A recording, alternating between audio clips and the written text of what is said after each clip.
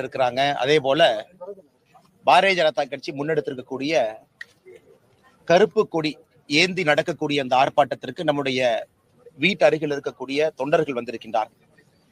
இன்று தமிழகம் முழுவதுமே எல்லா இடத்துல ஒரு பாரதிய ஜனதா கட்சியினுடைய தொண்டராக இருக்கக்கூடியவர் அவருடைய வீட்டுக்கு முன் நின்று யாருக்கும் எந்த பிரச்சனையும் ஏற்படுத்தாம இன்று திமுக அரசு நடத்தக்கூடிய இந்த அனைத்து கட்சி கூட்டம், தொகுதி மறுசீரமைப்புக்காக நடத்தக்கூடிய அந்த அனைத்து கட்சி கூட்டத்தை கண்டித்து கருப்பு கொடி ஆர்ப்பாட்டத்தை நீங்கள் கையில் எடுக்க வேண்டும் என்று வேண்டுகோள் விடுத்தோம். என்று தமிழகம் முழுவதும் நடந்து கொண்டிருக்கிறது. முதல்ல எதற்காக திமுக அரசு மாநில அரசை எதிர்த்து ஒரு பாரதிய ஜனதா கட்சியினுடைய தொண்டன் கருப்பு சட்டை அணிந்து கருப்பு கொடி ஆர்ப்பாட்டத்தை முன்னெடுக்கின்றான்? என்ன காரணம்? உங்களுக்கு தெரியும், தமிழகத்தை பொறுத்தவரை அண்டை மாநிலங்களோடு, குறிப்பாக பக்கத்து மாநிலங்களோடு பல பிரச்சனைகள் இருக்கக்கூடிய மாநிலம் நம்முடையது. கேரளாவை மட்டும் நீங்க எடுத்துக்கிட்டீங்கன்னா முல்லை பெரியார் அணை பிரச்சனை தொடர்ந்து நமக்கு இருக்கு. பேபி அணையை இன்னும் சரிப்படுத்த முடியாம தவிச்சுக்கிட்டு இருக்கோம். முல்லை பெரியார் அணையினுடைய நீர்மட்டத்தை உயர்த்த முடியாமல் தவித்துக் கொண்டிருக்கின்றோம். இதனால் லட்சக்கணக்கான விவசாய பெருமக்கள் ஒரு இடத்திலே பாதிக்கப்பட்டிருக்கின்றார்கள். மதுரை பகுதியிலிருந்து ஆரம்பிச்சீங்கன்னா முல்லை பெரியார் அணை பாசனம் முழுவதுமே. அதே போல தென்காசி பக்கம் போயிட்டீங்கன்னா செண்பகவல்லி அணை, அந்த திமுகவினுடைய தேர்தல் அறிக்கை 84 சொல்லியிருந்தாங்க, நாங்க ஆட்சிக்கு வந்தவுடன் செண்பகவல்லி அணையை சரிப்படுத்தி விடுவோம் என்று. அது இவங்க செய்யாதனால கிட்டத்தட்ட தென்காசி மாவட்டத்துல மட்டுமே 2 லட்சத்துக்கு மேற்பட்ட விவசாய பெருமக்களுக்கு அங்க பிரச்சனை இருக்கு. திருவனந்தபுரம் இருந்து வரக்கூடிய கழிவுகள் எல்லாம், குப்பை கூடங்கள் எல்லாம் இன்னைக்கு தமிழகத்திற்குள்ள கொட்ட ஆரம்பிச்சிருக்கிறாங்க. அது தென்காசியாக இருக்கட்டும், கோயம்புத்தூராக இருக்கட்டும், கேரளா பார்டரை ஒட்டி தமிழகத்திற்குள்ள அந்த கம்யூனிஸ்ட் ஆட்சி வந்த பிறகு கேரளத்துல தமிழகத்தை பொறுத்தவரை மருத்துவ கழிவுகள்ல இருந்து, மனித கழிவுகள்ல இருந்து, மிருக கழிவுகள்ல இருந்து எல்லா விதமான கழிவுகளும் இங்க கொட்டுறாங்க. இது ஒரு பக்கம்.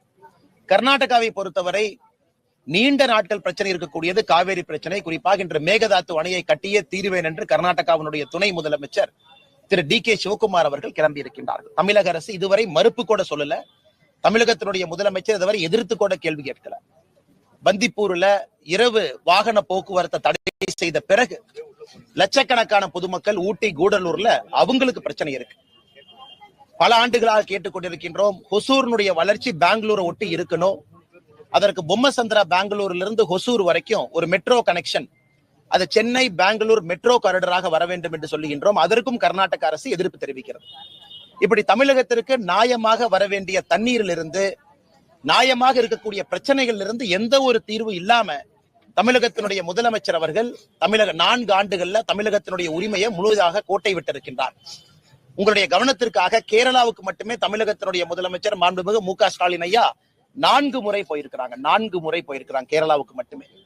4 முறை போய் தமிழகத்தினுடைய பிரச்சனையை ஒரு முறை கூட பேசல. ஆனா இன்று கேரளாவினுடைய முதலமைச்சர் திரு விஜயன் அவர்களாக இருக்கட்டும், கர்நாடகாவினுடைய துணை முதலமைச்சர் திரு DK சிவகுமார் அவர்களாக இருக்கட்டும், தெலங்கானாவுடைய முதலமைச்சராக இருக்கட்டும், இவங்க எல்லாத்தையும் சென்னையில அழைத்து பிரச்சனையே இல்லாத இவங்க கற்பனைக்காக இவர்களுடைய கனவுக்கு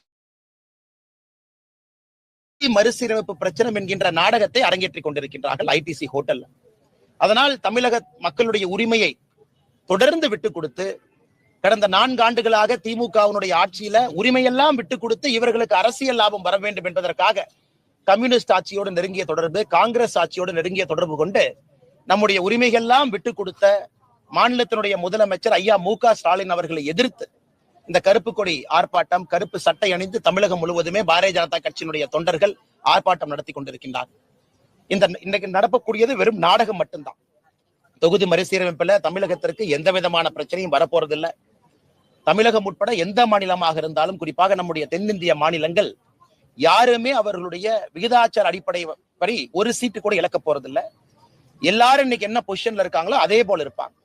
தமிழ்நாட்டை பொறுத்தவரை 543 சீட்டுல 39 லோக்சபா சீட் நமக்கு இருக்கு. 7.17%.